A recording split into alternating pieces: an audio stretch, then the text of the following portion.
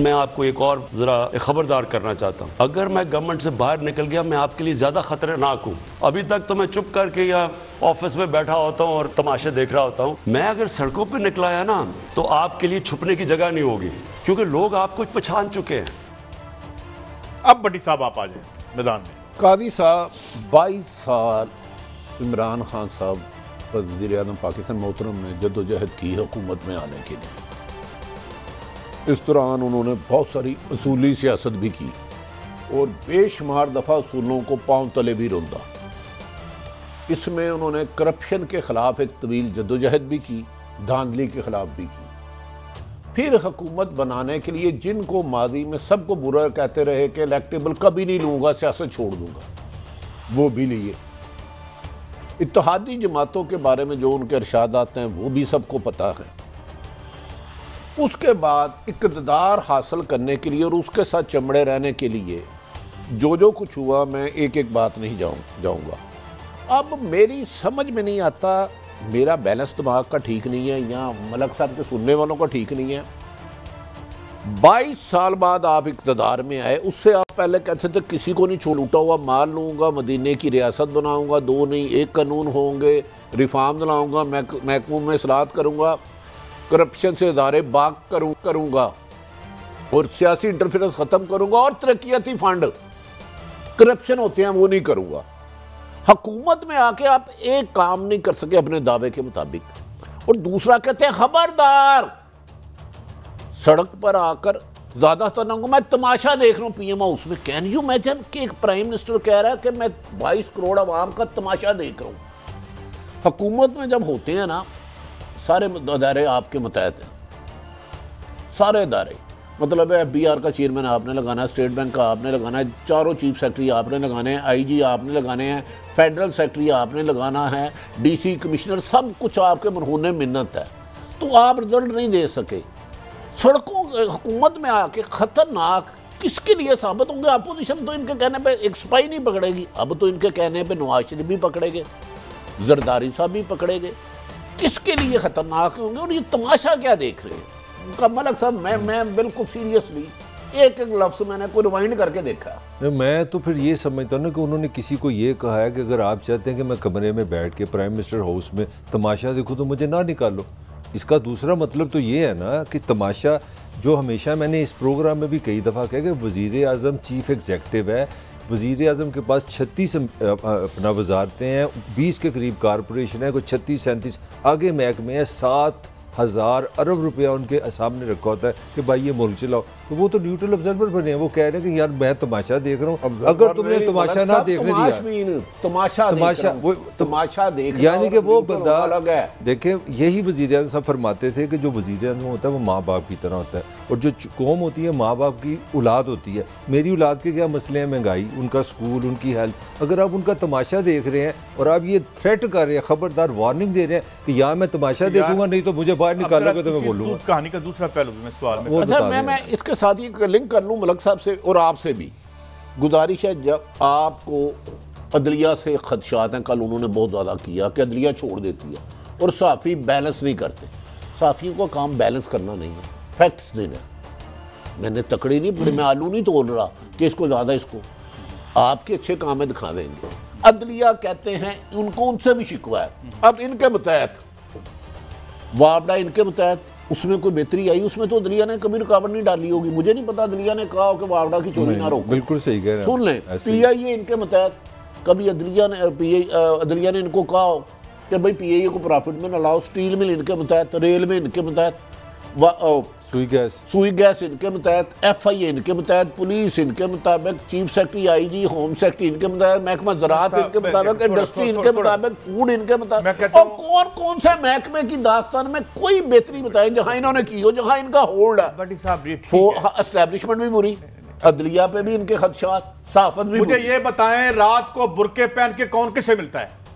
अरशद मलिक किसके मतहत है? अच्छा, सवाल क्या? एक मिनट बताए, मुझे बताए ना, कौन आके टीवी पे कहता है साड़ी डील हो गई? ओए, लंदन में बैठा हुआ एक कॉन्विक्ट क्रिमिनल आके कहता है मेरी डील हो गई है। किससे होगी? ओए, केड़ा प्राइम मिनिस्टर थोड़ा?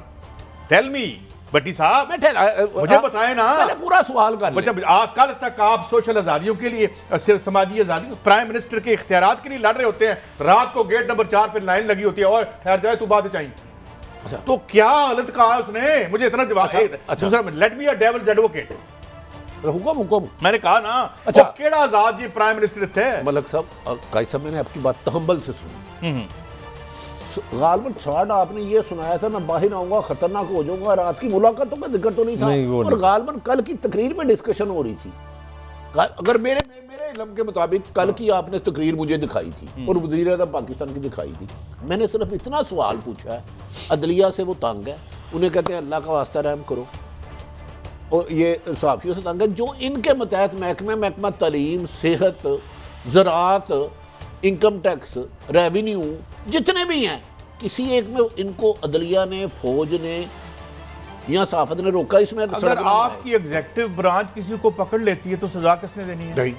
नहीं, किस को सजा देनी है? नहीं, पिछले 3.5 साल में यहाँ पे कोई अपनी मनी ट्रेल बताने के लिए तैयार नहीं है, चाहे वो किसी भी इदारे का हो। मुझे बताएं मलक साहब, आपने अब दोनों की बातें सुनी। काजी साहब पता क्या कह रहे लॉजिक हैं? काजी साहब का बड़ा अच्छा लगा, वो कहते हैं जो पाकिस्तान के चोर है ना, मुलज़िम है, बड़े ईमानदार हो जाए, वो आके खुद ही सारा कुछ बता दें। पुलिस को इन्वेस्टिगेशन नहीं करनी चाहिए, FIA कमेंट में तो ईमानदार हो जाए ना, आपका इख्तियार है, काजी साहब आप बुरा ना बनाए, आप कहते हैं कि क्रिमिनल आके सारा कुछ बताएं, क्रिमिनल बताएं।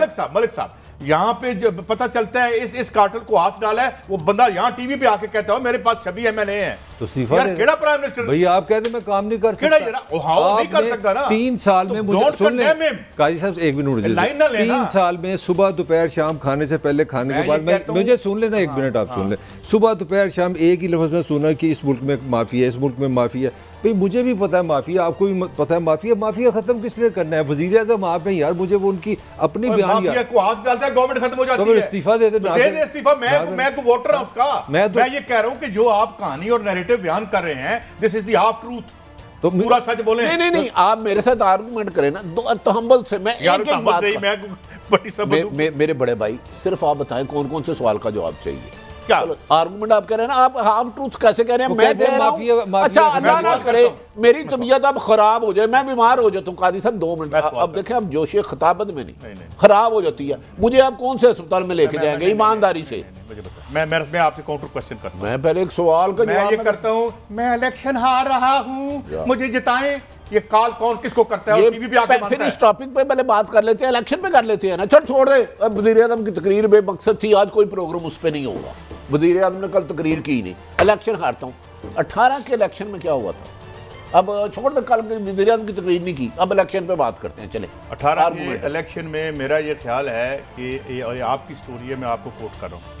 18 के इलेक्शन में बहुत सी PTI की सीटों से नहीं मिली थी। मैं आपको कोट करूं, मैं कहता हूं निकाल के। मैंने करोड़ दफा का इलेक्शन फेयर नहीं था, आप मुझे कोट करना है। ओ भाई, इमरान खान जो सीटें जीता उसमें जिमनी में हारा, कमाल बात है मेरी। आप वो कह रहे हैं और तुम नमाज के करीब मत जाओ जब नशे की हालत में, वो पूरी आयत सुनाएं जो मैं कुछ शहबाज शरीफ के बारे में कहा। आप तकरीर छोड़ देना, हमने तो उस तकरीर में डिस्कस नहीं करनी। आपके मुताबिक हमने करना कि नवाज शरीफ चोर है, पीपल्स पार्टी चोर है।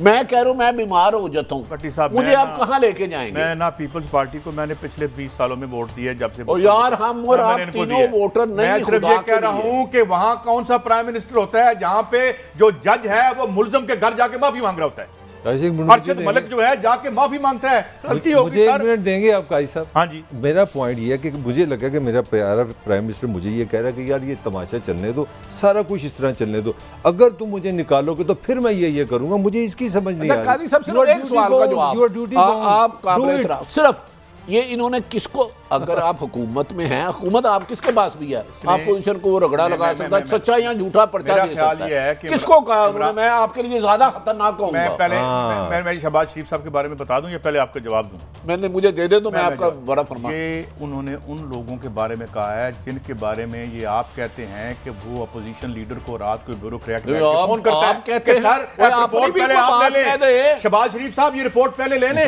सीएम को बाद में देंगे। उनको कहा अगर मैं कहता हूं तो मेरी सारी बातें करें ना, अपनी मर्जी की ना करें। मैं कह रहा हूं ये इमरान खान डिलीवर नहीं कर पाया। मैं तो ये भी कहें, तो मैं कह रहा हूं उसने आके इस दौर में करप्शन ज्यादा बढ़ी है, ये भी कहे। मेरे और आप में कोई फर्क नहीं है सिवाय एक के। मगर मैसेज किसके लिए? आप ये कहते हैं कि वो नहीं कर पाया, मैं कहता हूँ क्यों नहीं कर पाया, इधर भी आओ।